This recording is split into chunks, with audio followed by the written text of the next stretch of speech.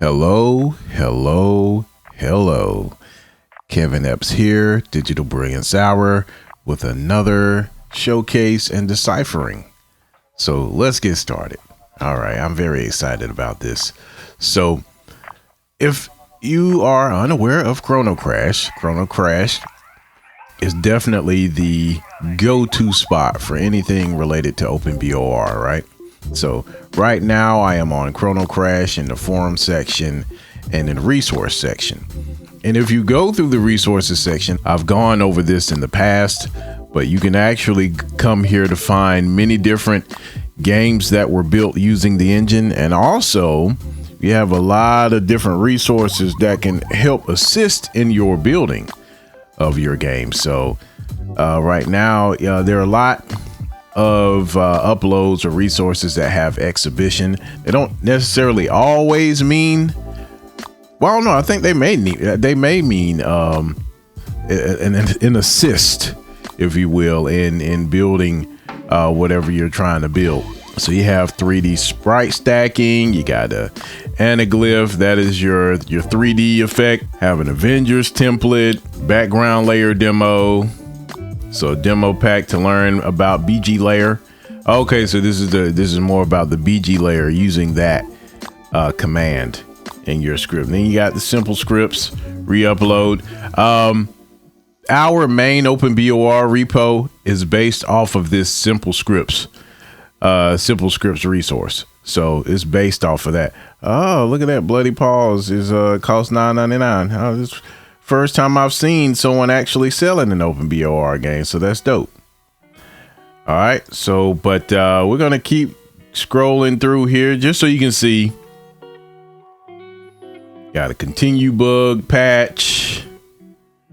We got so here's an exhibition. That's a Double Dragon Mini. So this is more of a game itself, but maybe again you can always learn from these resources that are uploaded, because again, you know, I proved that in my deciphering video that we did, and we're gonna decipher here as well.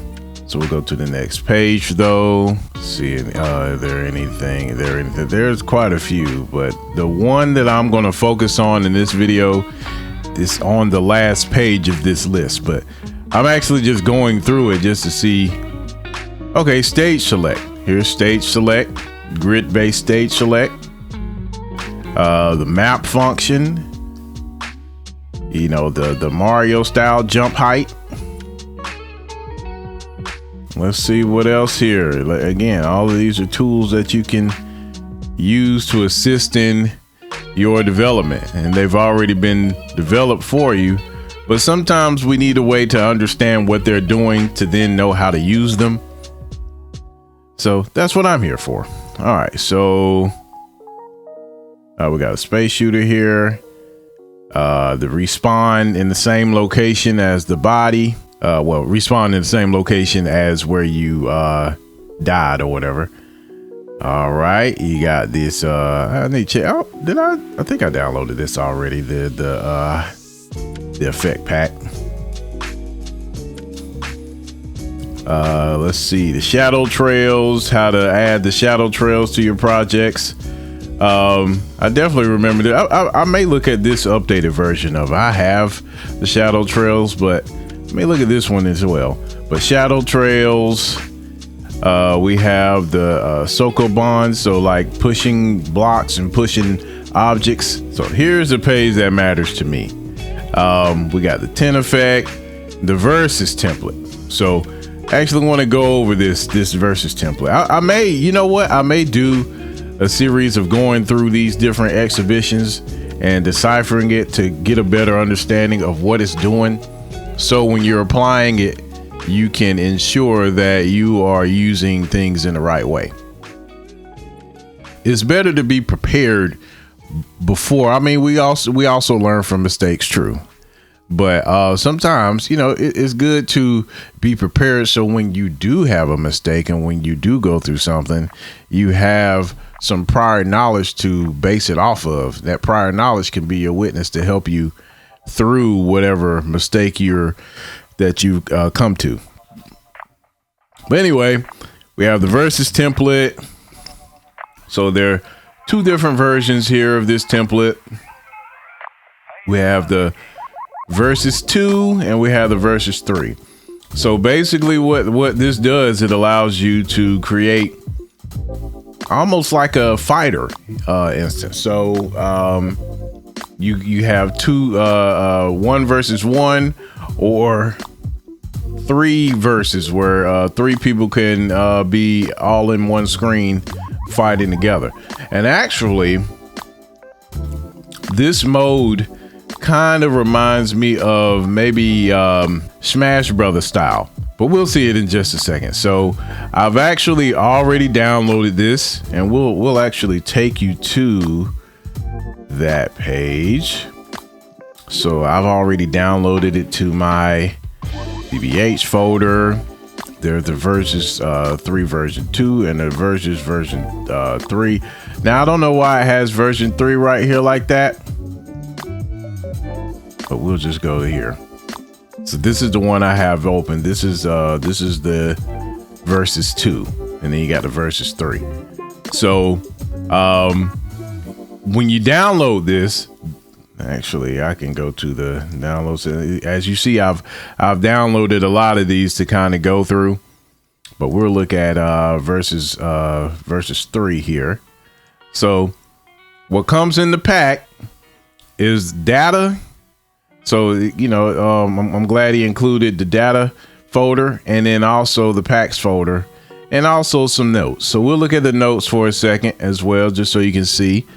And I've already extracted it into here. So you have to add the OpenBOR engine.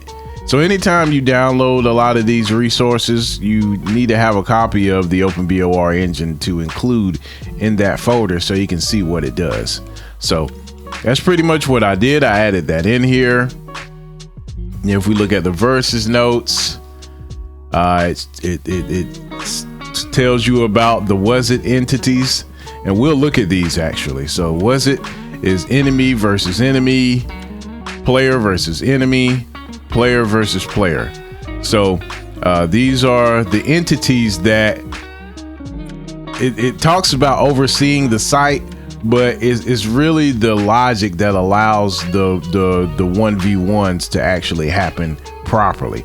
So it prints out everything necessary for it, as far as the logic of the number of counts, the rounds and things of that nature. As you can see, it refills the player's health and lives before a player starts, registers all fighters, spawns the HUD for each character, announces the winner, forces the winner to pose in victory animation, ends the current level, decides which level to go to next using the branch and level order section.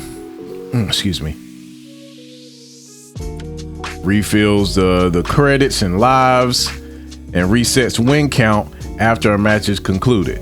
So the was it, that is the model that's responsible for doing all the logic, and we'll see these was it's in a second.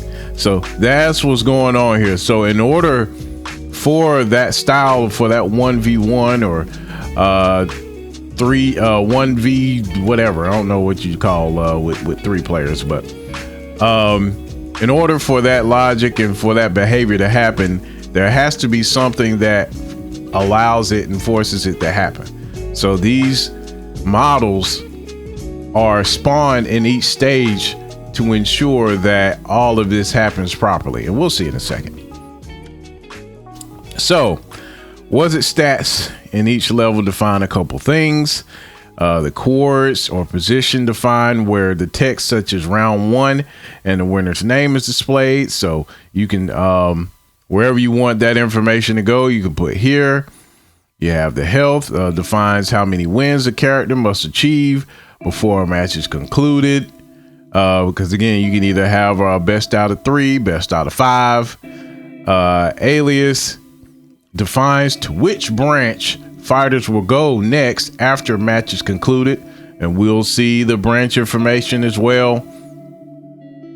It said default health for all wasits is 2, which means each fighter must win at least 2 times before the match is concluded. So that's the best out of 3 right now. But if you want to update it, you can update it in the file that we're going to look at.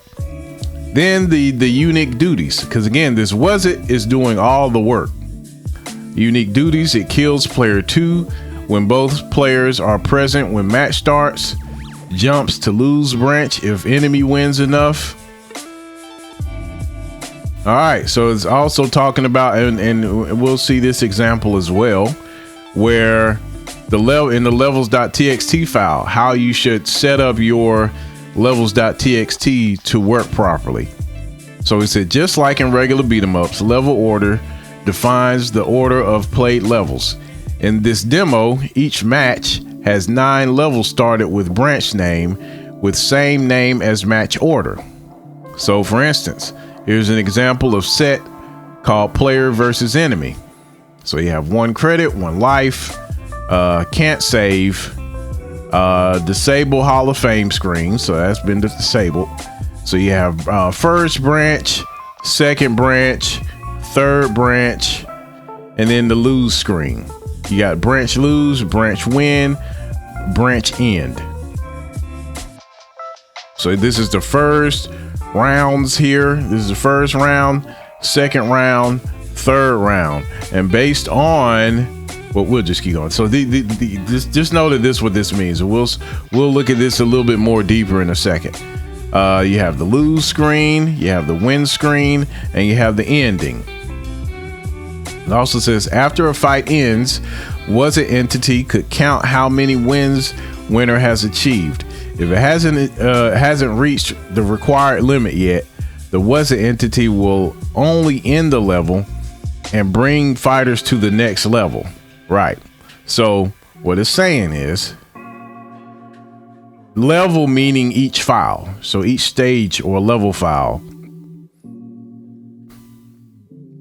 So if you haven't reached the number of wins to go to the next round or to the next match, it's going to keep going down until the total number, until either the player wins 2 rounds or the enemy wins 2 rounds. So you got this first match, second match, third match. All right.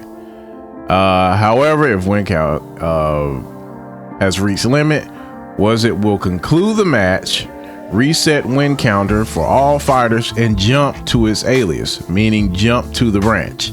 So like I said, first match, when it's done with the count, whoever wins the desired number, which by default is 2, it would jump to the next match, which is branch second. Same thing for branch third. Usually it's alias point to the next match's branch, right? However, for wasit PE or player enemy, if player one loses enough, it will bring to lose scene. All right, so if player 1 keeps losing, no matter where you are, no matter what match you're in, where you keep losing, it's gonna bring you to the lose screen. All right. So these are the notes to kind of help you get an understanding. Now we're going to actually look at the code so you can see what this is referring to. All right. So I have OpenBORStats open right now. Let me just do a quick refresh. Actually, before we look at the code, let's run it. Let's see what happens.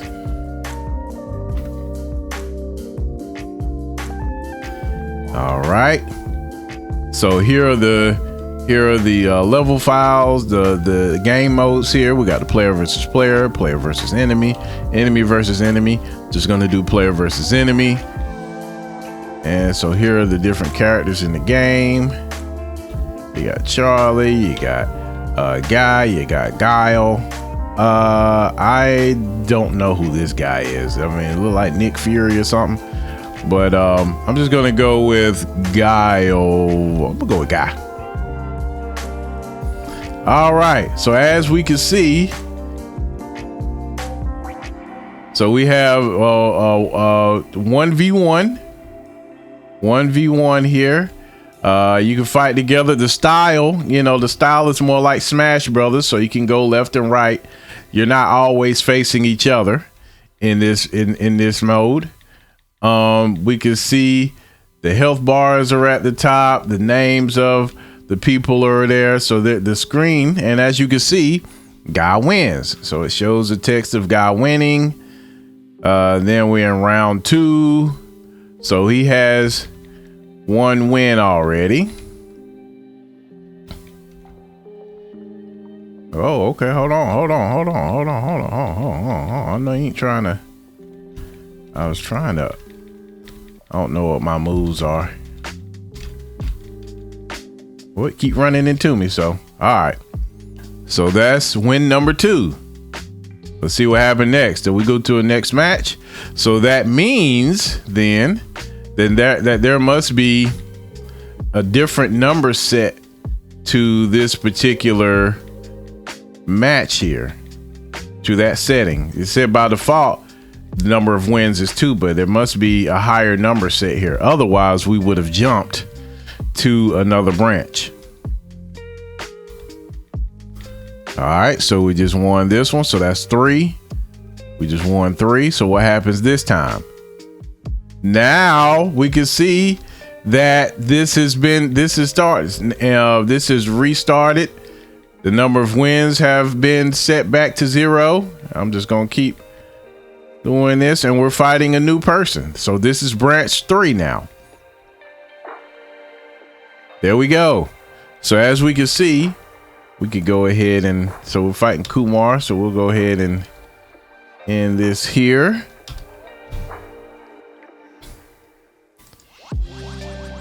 All right. So now we've been able to see how this works. Now let's look at the code to see what's responsible for this. So first, let's actually look at the was't entity. Let's start there first. The was't entity is a none-typed entity. And as you can see, you have the was't enemy versus enemy, player versus enemy, player versus player. I'm just going to focus on player versus enemy, but they will all kind of be very similar. We'll use a very similar logic. So let me double click. First things first, we notice that it's was't PE. We have the health equals 2, like it said in the notes. Type equals none. There's an animation script called was't S. So that's something we're going to have to be mindful of and look at in a second. Also, there's some things being defined in the initializing of this model. So we're already loading self. We're getting the global variable of the number of wins for number 1 for player 1 and player 2, for the lack of a better word to say at this moment, but the left side and the right side. Void F1, void F2 is also a global variable of F1 and F2. So that's something we need to figure out what is.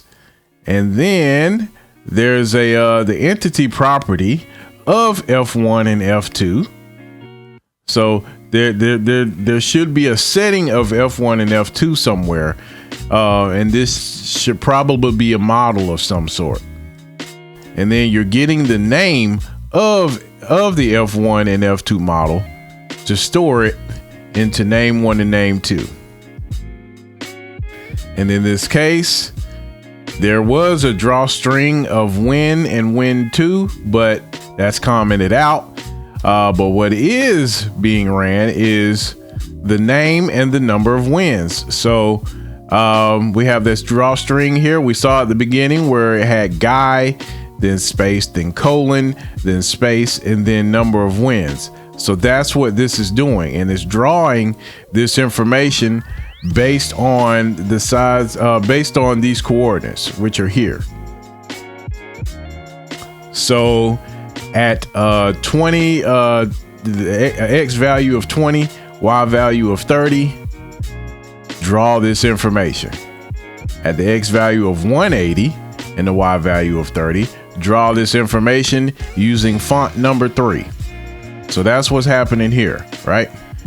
Okay, so the first thing that happens, the fact that we have a spawn here, that means spawn immediately is triggered once this model is spawned. So let's start with spawn first.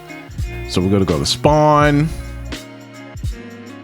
We see that there's a script here, and we have if frame 1, because again, and you should notice this from the earlier videos that I did of the zoom and the other scripts that I was doing to do certain effects and to cause certain effects from and to affect a player or a model from that player or model.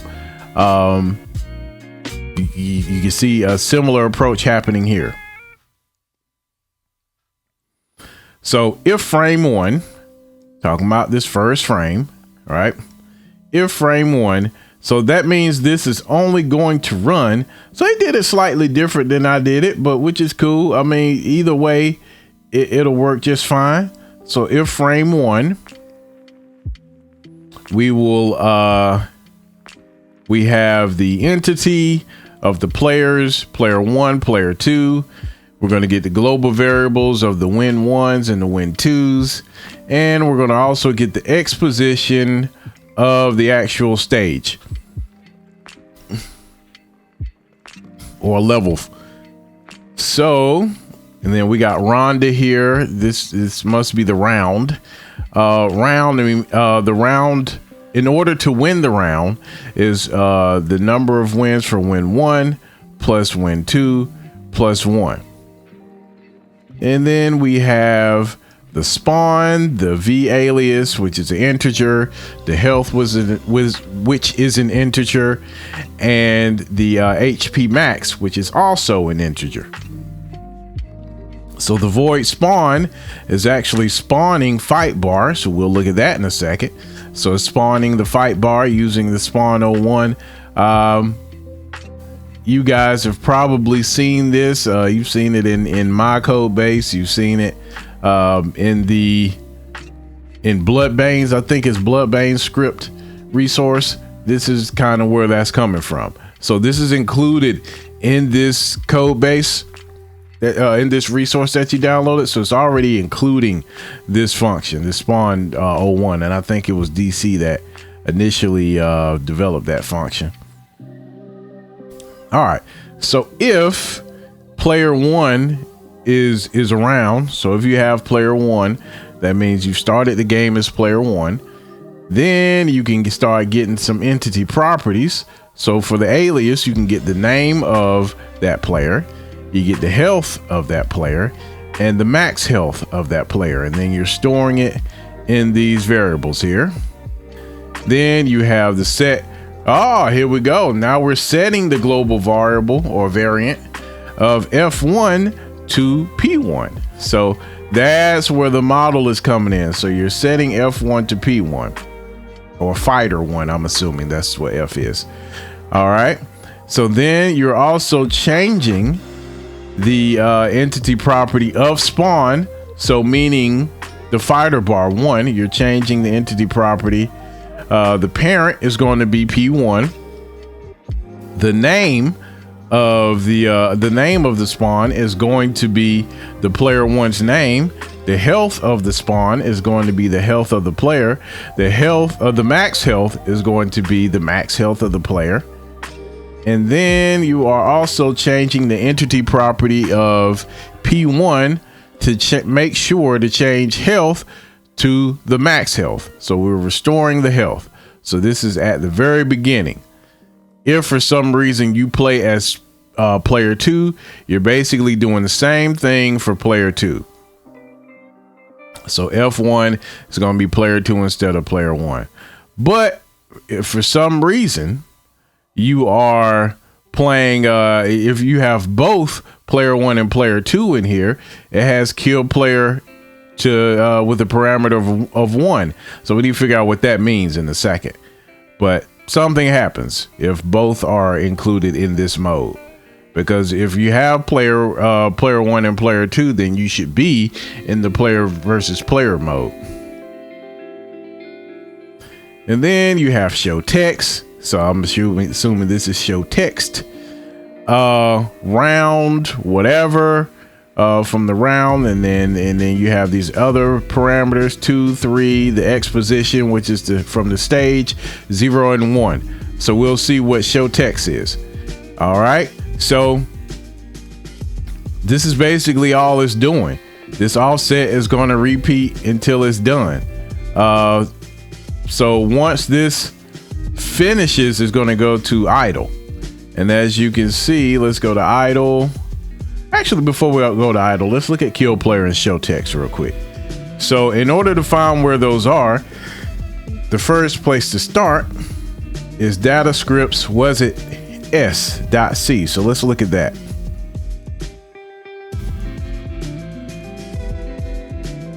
So was it S? So we have leader find, defit, decit, tintunk. Here's show text. So this is the character. This is a character. This is the index. This is F. So these are the directions: direction X, direction Y, direction Z. So you're taking in these parameters here. So you got X, A, and Z of the actual of this particular model. So the was it model, that's what it's referring to. Then you have the X position and Y position of the stage, and then you're setting the text object to the index, X plus DX, which is the direction, minus X position, Z plus Y, which is A. Z minus Y minus DY minus Y position. And then you have the F, DZ, this is a font, DZ, and the text, the actual string itself. So if we go back here, we see, go at spawn, we see that round. This is the string that's coming in. This is the position. This is, let me go back here. We have the index. So the index is is really just for the text object. So you have to have a different index per text object, FYI. All right. So that's what show text does. Let's look at kill player. So if we see, all right, here's kill player. All right. So we have void kill player. The parameter is an integer. So P, void P, get into player property of P. So you're getting the actual player from the number that's passed through. And then if the player is not equal to null, then we're going to basically get rid of it. So we're going to change the properties of lives and credits to 0 for this player, and then kill the player. So in this case, kill player kills player 1. So we have that. We have show text. So now let's go to idle. So idle is a little different. I might have to make this a little larger so we can see.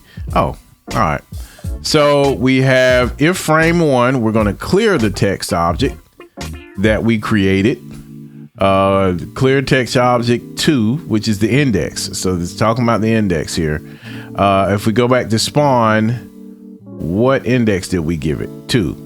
We gave the index of this text object the value of 2. So once we get to idle, we're going to remove that information. All right. And then once we get to frame 2, then we are getting the habits, which is a variable that's pulling in a return from the desit function. So we need to go to the desit function to see what that does. So let's go to desit. All right, so desit, there's no parameters. It's returning sign. So let's see how we're getting sign. So we got D1, D2, sign equals 0. D1 is pulling in information from dfit find. So let's see what that is, which is here. So dfit find is checking if defined variable is defeated or not. So num equals the fighter's number. Okay. So num is the fighter's number. So this is checking the global variable, either 1 or 2, F1 or 2. You're getting the HP or health of that character.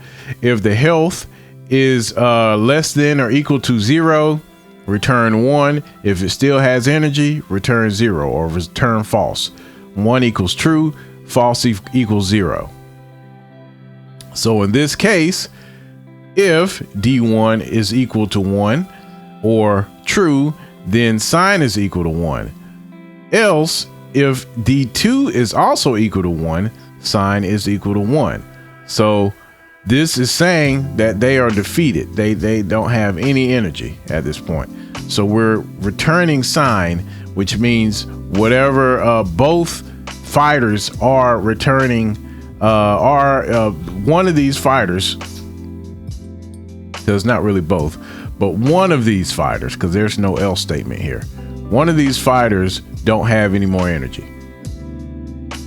It'll return 1 in this case. If not, it'll return 0. I hope that makes sense. So let's go back. So we are trying to figure out if anyone's died or not. That's basically what we're doing. And so if anyone's died or HP is less than 0, less than or greater to 0, I meant less than or equal to 0.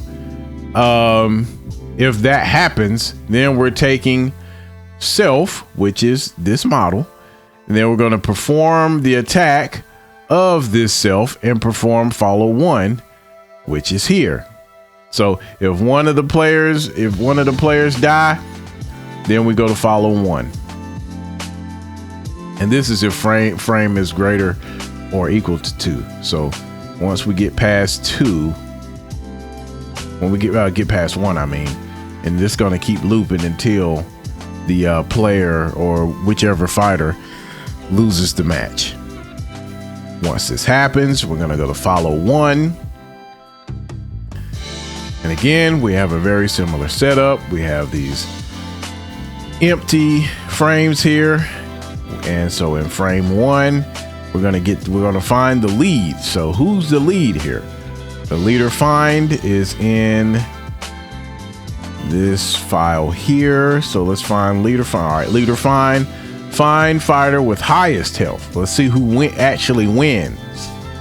So we're checking both fighter 1 and fighter 2 using the global variant.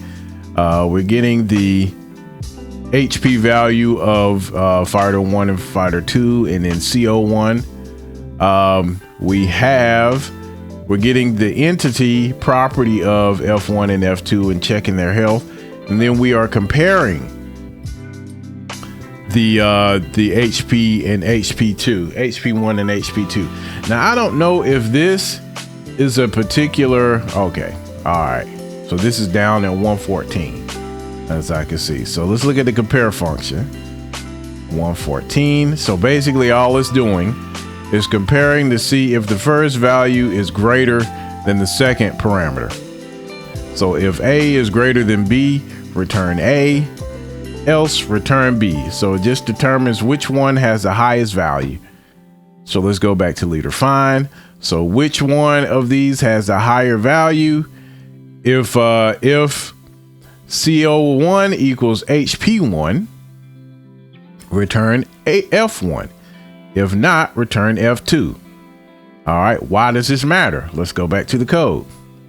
So we find the lead, the person who won, basically. And then we're getting we are creating a string of the entity property of the lead. So we're getting the name of that entity of the fighter. And then we're getting lead code. So let's see what leader code is. Let's go back to the file. Let's look for leader code. All right, so there's no parameters. So we're getting the lead of leader find, because we already did that. We're getting lead, and then we're getting D1 and D2. We're getting the F1 and F2. So if lead is equal to D1, then return 1. Else if lead is equal to D2, meaning D2 won, then return the value of 2. Else return 0. So if both energies are equal, then you're going to return 0. So that's what lead C does. So you're getting the lead, then you're also getting the leader code. So either 1, 2, or 0. Then you're getting the global variable or variant of win2 and win1 and win2, getting the stage position. Then you're changing the entity property lead velocity. We're stopping them from moving. So setting all of these to 0. Then you're going to perform the attack or perform the animation for this lead person with anti-victory. So we're going to run that animation, the victory animation. Then we're going to show the text of SOC2, meaning the lead character or the person who won, showing their name plus wins. And this is the position and the font that you're going to show it in. We have the one is the index for the text object. You got the font, the position of the stage, and the directions. All right. And then if lead C is equal to 1, then we increment the win count for player 1 or fighter 1 by 1, and then set the global variable of win 1 by that new updated value. And then if lead C is 2, we're going to do the same thing for win 2. We're going to increment it and update win 2. All right. If frame is equal to 2, then we're going to clear object text object 1, which was set here in show text. Then void self, we're going to get self. We're going to get next. So for self, we're going to get the name of self. So whatever name was applied here for self, your self is going to be, was it PE? So we're going to get the name of self. We're going to get the goal, which is the health. The health is going to be 2. So that's the goal of self. Get the win variable of both win 1 and win 2, which we already set up here. And then we're also going to get the variable of F1. And so also we're going to get the P index. So we're going to get the entity property of F1, the player index of that entity property of F1. So we're going to find whichever one that is. So it's either going to be 0 or 1. So if F1 is higher than goal, so I see what you did. So perhaps this might need to be 1 if this is best out of 3. So it's not best out of 3, it's best out of 5. So if win 1 is higher than goal, then we're going to reset these. So we're going to do the win 1 and win 2 reset at 0, and then we're going to jump to branch, which is the name of this entity. This name is supplied in the stage itself, which we'll see in a second. So it's going to jump to whatever that branch is. If win 2 is higher than goal, we're going to do the same thing. And we're going to say that because this is player versus enemy, win 2 would be the enemy. So if the enemy wins, we're going to jump to branch 1. That's what's happening here. And if neither of these happen, we're going to change player property of the lives to 1, and we're going to change player properties of credits to 1, and we're going to go to land jut. So we'll see whatever land jut is in a second. So we're going to jump to that branch. So we don't know what that does yet, but this is all that happens with the was it PE. So we explained all of that. Now we need to look at the stage itself of how this actually is even used. Oh, first thing, one more thing I'm gonna do before I do that is look at fight bar. So if we look at fight bar, we see the life bar status, the position, the name position, the icon position. So here is the life bar and how it's supposed to look for this particular model. There's an idle here where, because this is what initially happens after the spawn. So once frame is past this frame,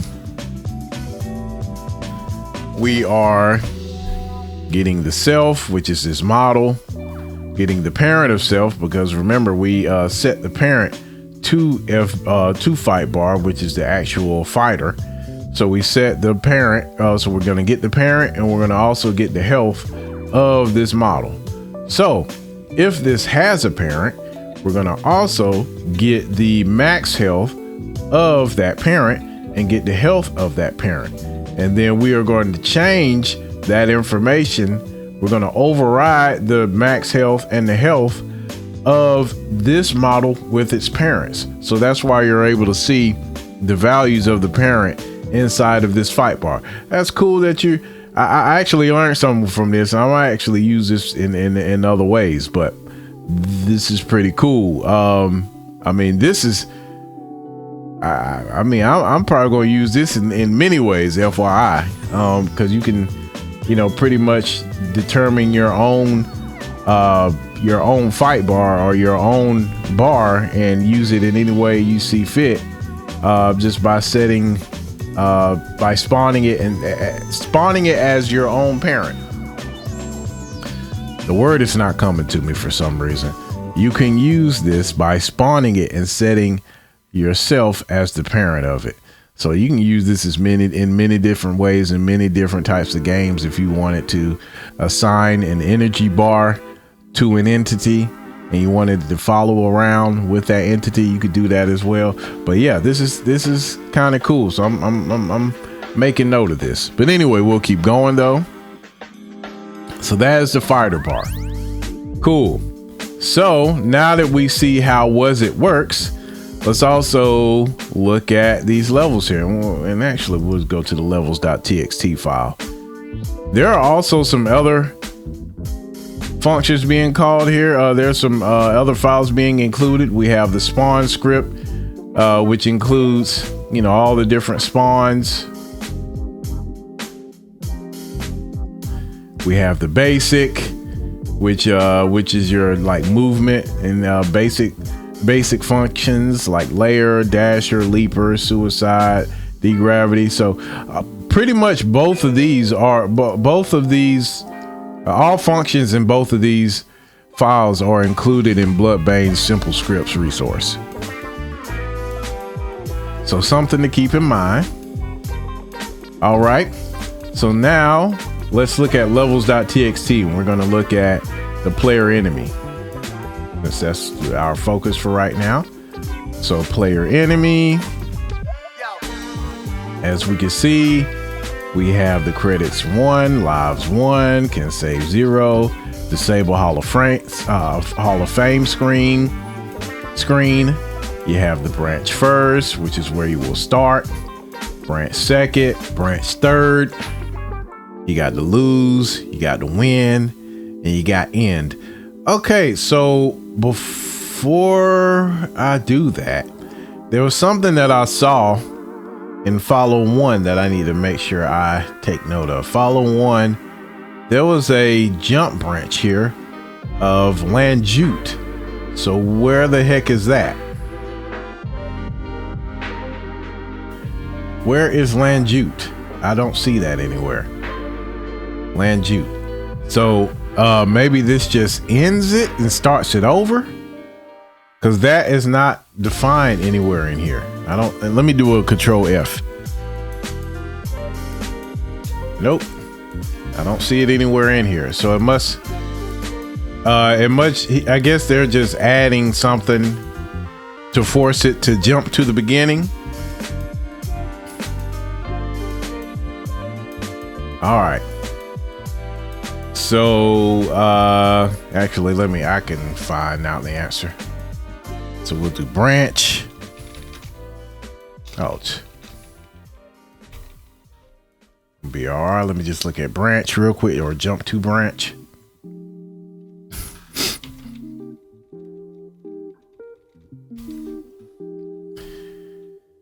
All right. The name, branch name must be those defined in levels 2, levels.txt, immediate. If you're currently at a level, or else you would need to beat the current level. Okay, I thought it was going to say something more about if the branch didn't exist, what it would do. I'll have to look that part up.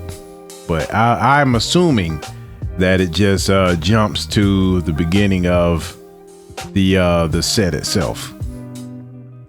But anyway, so we'll keep going though. Now let's go to one of these files. So we're just going to go to level PVS EI1. So we're just going to see how each of these levels are built out. All right. Look at player versus enemy, PV, whatever. All right.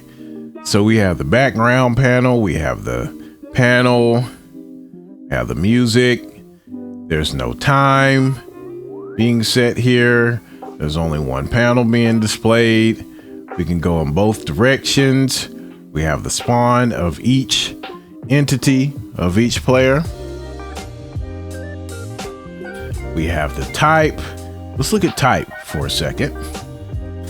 So type.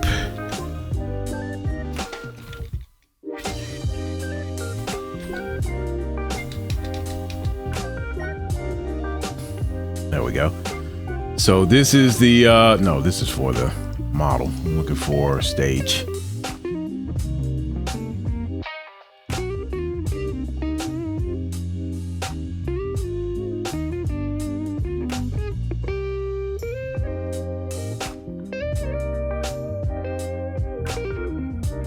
There we go, stage. All right. So type is a bonus stage in this case.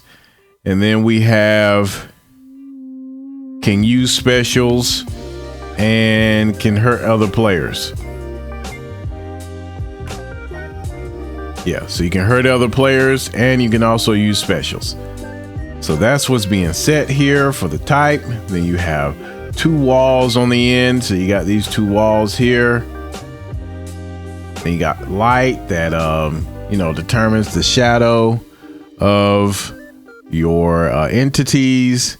Then you got a spawn of empty. We're going to look at spawn of empty in a second. Then you got the no join. Let's look up no join. Well, it basically just means no one else can join the the match. So that is yeah. So no join. Let me move this down some.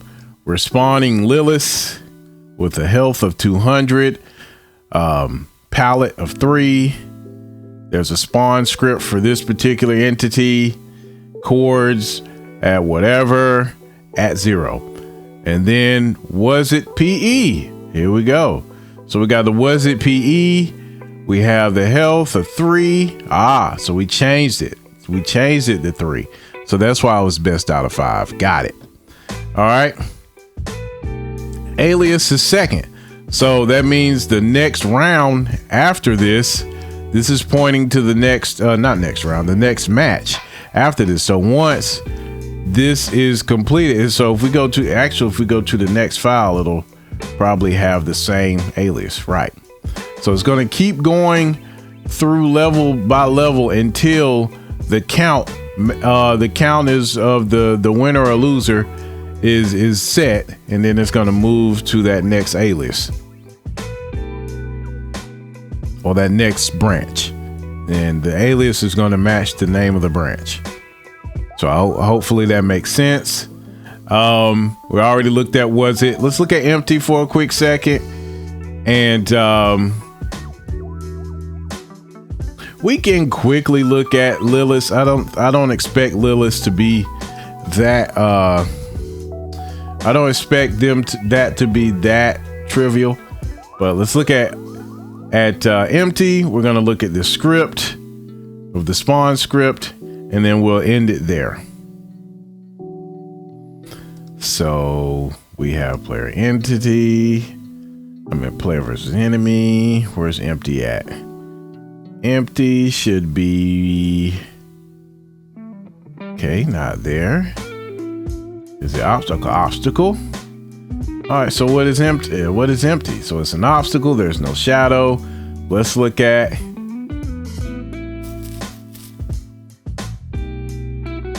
Let's look at the idle here. So 100 by 100. Fall. So it's just an empty variable that gives some extra time, which is an obstacle.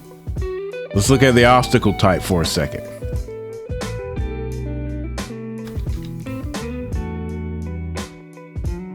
All right. Entity is a stationary blockade which can normally be destroyed.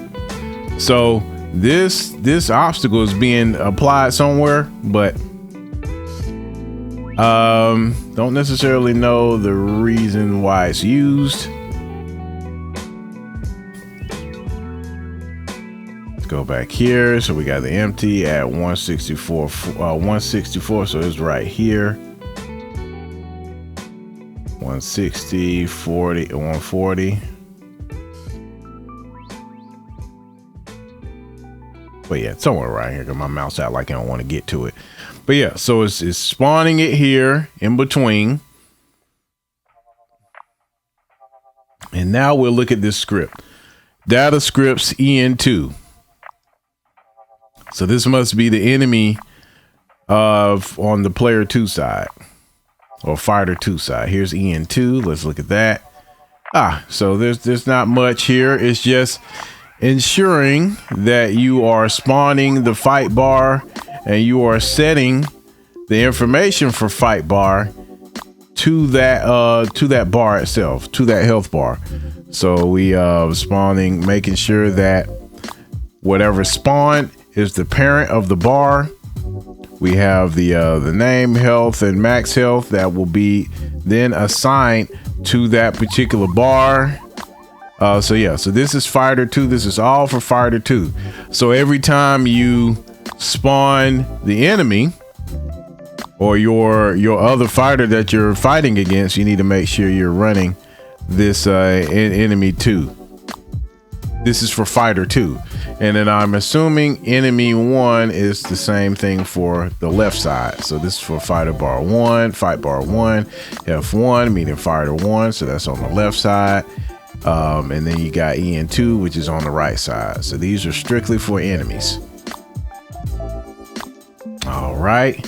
Let's see what else. Let's see what else we need to look at here. But for the most part, that is pretty much it. I mean, I see this boss stuff here, but I don't know if that relates to anything. Maybe that is stage 3. I mean, at fight 3. Maybe that's what that is. So let me look at fight 3. Is this the boss? All right, so you got these panels here. You got the EN2. Yeah, then if you win, you go to win. Let's see, Muesli. Maybe that's one. Maybe that is Muesli is using the boss script. Nope, it's using less script as the. Let me do a quick search here. See if boss C is being used anywhere. All right, so this is for Komar, for Goon, Lilith. Okay, for these. So these are for the typical enemies here. So those are being used as an animation script to have access to these functions for their animations. So that's all that's for. All right, cool. Okay, hopefully this was helpful. I know we spent a lot of time on this, but I wanted to make sure you kind of understood the logic behind how this stuff was being used. So when you are using this resource, you know how to use it in your own way.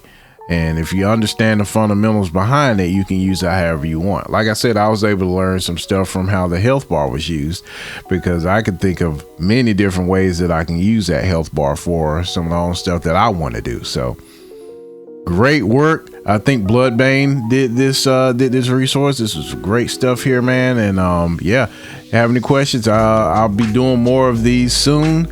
I will probably do, if I go back to my list here, I will probably do maybe this respawn here. There was something. Oh yeah, the walk shoot as well, and maybe the map. Yeah, I'll probably do all of these. I don't know which order I'm going to do them in, but yes, I will continue doing these. So, but if you appreciate this, man, just let me know in the comments if you like me doing these kind of things. I'll definitely keep it going.